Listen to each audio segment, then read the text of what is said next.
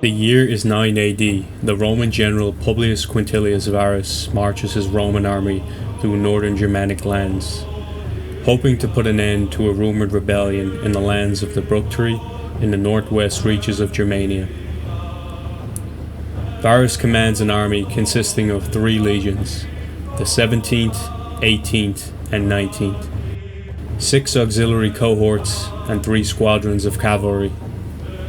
Varus's army was estimated to be around 20,000 to 30,000 soldiers in total. Among Varus's army was the soon-to-be traitor Arminius, whom was a Germanic at birth but was captured as a young boy and taken to Rome. He had been an ally of the Romans in previous years, growing up in Rome as a noble hostage, receiving Roman citizenship, and even being given the honorable rank of equus, which was Latin for Roman knight. Arminius frequently acted as a messenger between the Romans and the Germanic tribes, and it was in this role that he was able to carry favour for his revolt among the tribal leaders. Somewhere along the way, though, Arminius had plotted to betray the Romans.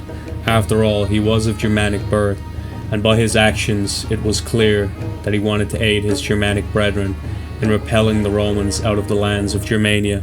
On the first day of the march, Arminius and his co-conspirators asked Varus to leave the army to go rally Rome's Germanic allies and auxiliary forces. Arminius's request was granted. Upon setting out on his journey, Arminius had left some of his loyal Germanic guides with the Roman forces, which were instructed to lead the Romans into the dense forest where the Germanics would have been waiting in an ambush.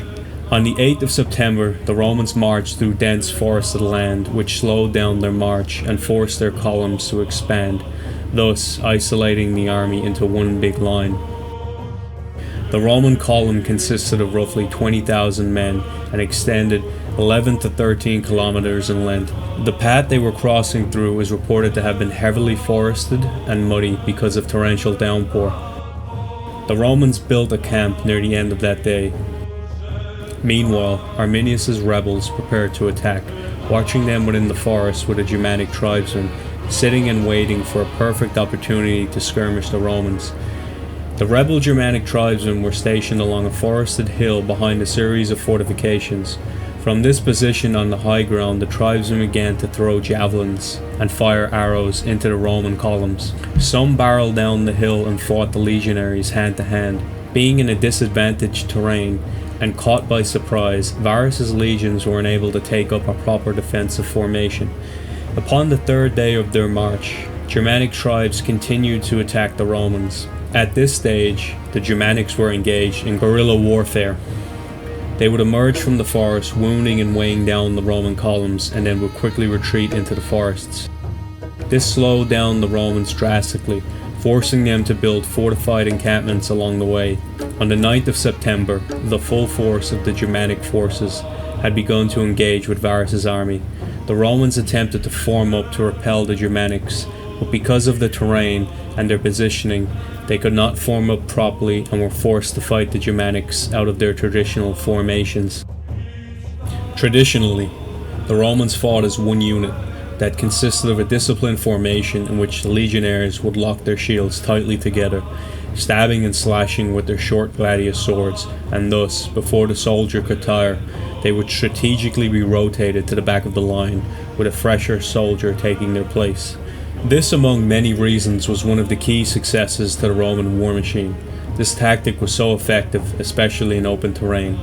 Though, unfortunately, in this environment and given the circumstances, the Romans never got a chance to fully deploy such tactics, and thus were cut down by the Germanics. During the battle, Varus ordered all his cavalry to take a path north in an attempt to contact Roman allies.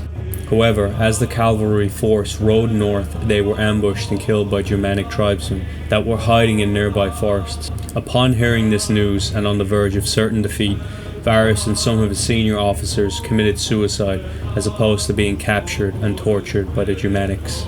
Upon Varus's death, 2 officers had taken command of what was left of the Roman force, each leading a force west, hoping to escape the forests. For now, though, the Germanics had retreated back into the forests, stalking and following the Romans' every movement. Upon their march forward, they were once again attacked and surrounded by large forces of Germanics led by Arminius himself. The remainder of the Roman soldiers were killed or captured in the fighting. This was one of Rome's heaviest defeats throughout its long history. According to the historian Tacitus, Roman casualties were estimated to be 15 to 20,000 dead, with many of the officers said to have taken their own lives by falling on their swords in the approved manner, with some of the soldiers also committing suicide as opposed to being captured and tortured. Tacitus wrote that the Germanics had ransomed some of the Roman prisoners while some of them were enslaved. Many of the Roman officers were sacrificed by the Germanics as part of an indigenous religious ceremonies and for tribute to the Germanic gods for their decisive victory over the Romans. Though there were many Roman soldiers that were killed in the battle itself, there were also reports of a handful of Roman soldiers managing to escape the battle, fleeing to nearby Roman settlements. While on the contrast, the Germanic losses were reported at fewer than 1,500. Though these numbers were just estimates after all, with no real numbers being known for certain. After the battle was concluded, Arminius had sent Varus's head to Maroboduus, the other most popular Germanic ruler, with the offer of an anti-Roman alliance. Maroboduus declined, sending the head to Rome for burial. Maroboduus and the Marcomanni tribes remained neutral throughout the ensuing war. Only thereafter did a brief and inconclusive war break out between the two Germanic leaders. Upon hearing of the defeat, the Emperor Augustus, according to the Roman historian Suetonius, in the 12 Caesars, was so shaken that he stood butting his head against the walls of his palace, repeatedly shouting, "Quintili ver, legiones nis red, Quintilius Varus, give me back my legions." The legion numbers 17, 18, and 19 were not used again by the Romans. This contrasted with other legions that were re-established after suffering a defeat.